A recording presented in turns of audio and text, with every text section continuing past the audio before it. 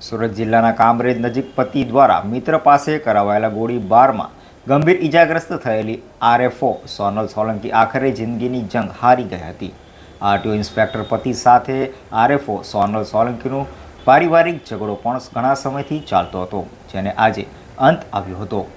વાત છે 6 નવેમ્બરની।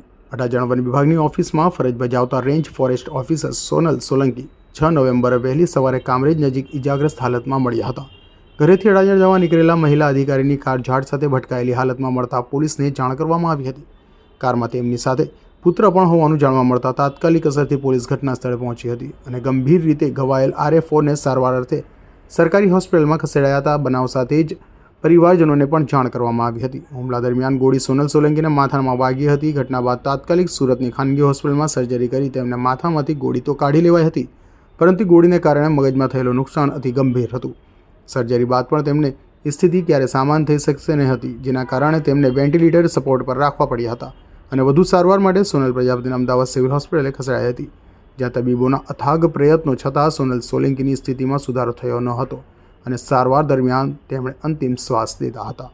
આરએફઓ સોનલ સોલંકીના નિધન સાથે જ હવે આ કેસમાં પોલીસની કાર્યવાહી વધુ તેજ અને કડક બનશે। અત્યાર સુધી પોલીસ દ્વારા હત્યાના પ્રયાસની હેઠળ તપાસ ચાલતી હતી, પરંતુ હવે સોનલબેનનું મોત થતાં પોલીસ આરોપી પતિ અને સંડોવાયેલા અન્ય શખ્સ વિરુદ્ધ ભારતીય ન્યાય સંહિતા કલમ મુજબ હત્યાનો ગુનો દાખલ કરશે। વધુમાં સુરત જિલ્લાના કામરેજ વિસ્તારમાં સોનલ સોલંકી પર અજાણ્યા શખ્સો દ્વારા ફાયરિંગ કરાયું હતું, પરંતુ પોલીસ તપાસમાં ચોંકાવનારો ખુલાસો થયો હતો। આ હુમલો બીજું કોઈએ નહીં પરંતુ સોનલ સોલંકીના આરટીઓ ઇન્સ્પેક્ટર પતિ નિકુંજ ગોસ્વામીએ જ સોપારી આપી કરાવ્યો હતો। પારિવારિક વિખવાદમાં પતિએ પત્નીને જ મોતને ઘાટ ઉતારવાનું આ કાવતરું રચ્યું હતું અને પોતાના રાજસ્થાનના મિત્ર ઈશ્વરગીરી ગોસ્વામી પાસે ફાયરિંગ કરાવાયું હતું।